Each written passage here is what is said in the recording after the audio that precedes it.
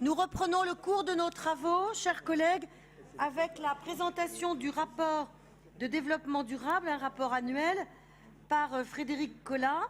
C'est un rapport qui n'est pas suivi de vote. Merci, Frédéric Collat. Merci Madame la Présidente, chers collègues. Je vais donc, comme chaque année, vous présenter le rapport de développement durable, de la collectivité qui s'inscrit dans les actions qui sont portées par la région, à la fois en interne, en termes d'exemplarité, et effectivement dans nos politiques publiques. Peut-être préciser que pour la première fois, ce rapport de développement durable intègre l'ensemble des objectifs de développement durable qui sont portés par la région et qui sont le fil conducteur de nos orientations budgétaires et qui ont été largement cités ce matin. Le développement durable et l'action de la région, ce sont des actions marquantes que nous avons souhaité mettre en évidence pour cette année 2017-2018 avec 5 finalités importantes que nous développons dans le cadre de ce rapport, qui sont la lutte contre le changement climatique, qui est aussi le sujet d'actualité de cette session, la préservation de la biodiversité, des milieux et des ressources, l'épanouissement de tous les êtres humains, la cohésion sociale et la solidarité entre les territoires et les générations, et la dynamique de développement selon des modes de production et de consommation responsables. Donc, de ces 5 finalités, je ne vous ferai pas une liste à la Prévert de ce que nous portons au niveau de la collectivité régionale, mais je souhaitais vous apporter quelques exemples, quelques contributions de ce qui peut être porté et des actions marquantes de cette année.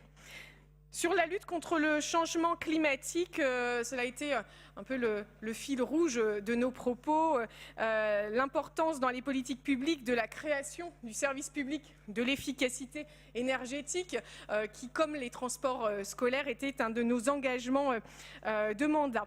L'élaboration conjointe avec l'ADEME et la Caisse des dépôts et consignations d'une stratégie de développement des énergies renouvelables qui est basée sur un renforcement significatif de l'animation des filières et le développement d'une centrale de mobilité Mobigo dont mon collègue Michel Neugnot a parlé et reparlera.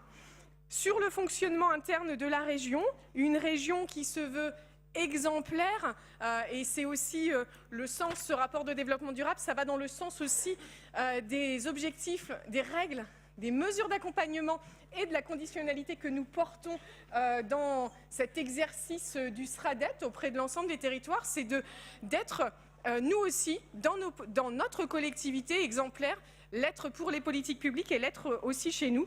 C'est donc la conduite des installations climatiques avec un accompagnement des agents, en particulier des agents de lycée, et des opérations de réhabilitation qui améliorent la performance énergétique dans nos lycées. Et Stéphane Guiguet le disait tout à l'heure.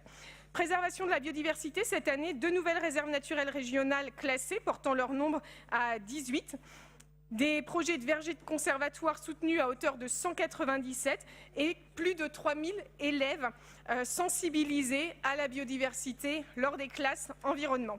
En interne, une action forte de réduction de nos consommations d'eau, en particulier sur les stations de lavage. L'épanouissement de tous les êtres humains, c'était aussi le sujet de ce matin, c'est la tarification sociale au profit des lycéens. C'est le dispositif de soutien à des missions de service civique en zone rurale. Ce sont des dispositifs qui permettent de promouvoir et de développer la culture, véritable vecteur d'épanouissement et de vivre ensemble. C'est aussi des projets de solidarité internationale avec l'ensemble de nos partenaires pays en voie de développement.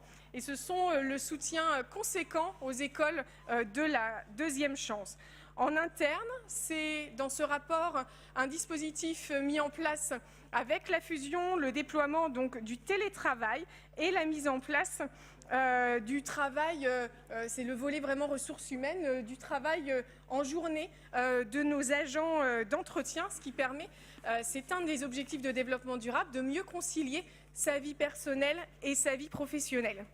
Quatrième finalité, la cohésion sociale et la solidarité entre les territoires et les générations. C'est la tarification solidaire dans les TER, c'est l'aide à l'emploi associatif. Ce sont plus de 106 projets qui visent à améliorer le cadre de vie et favoriser l'accès à l'emploi et à la formation pour tous. C'était aussi les sujets de ce matin.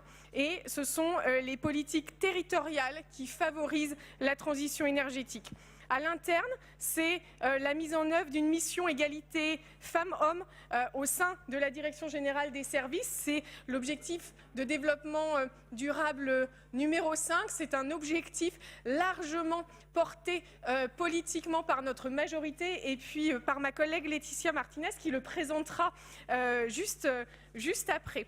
C'est aussi la mise en place de l'association du personnel AMI-BFC et des opérations sur les chèques restaurants. Enfin, la dynamique de développement selon des modes de production et de consommation durable, c'est la solution hydrogène. On y reviendra tout à l'heure avec aujourd'hui un soutien conséquent de la région à l'écosystème hydrogène. C'est une politique volontariste et forte sur l'économie sociale et solidaire et un plan de développement agricole co-construit avec l'ensemble des territoires. Et c'est aussi dans notre patrimoine une démarche éco-lycée avec 69 lycées qui sont labellisés.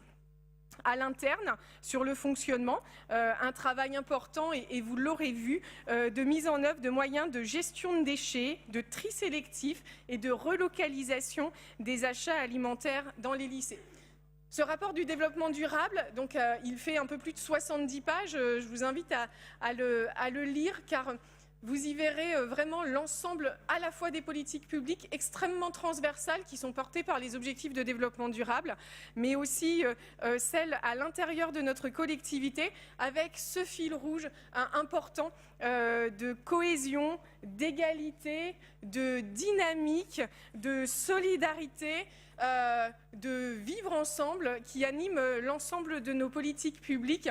Et d'égalité, c'est la bonne transition pour ce rapport extrêmement important sur l'égalité femmes-hommes et sur les questions d'équité et de parité que nous pouvons porter.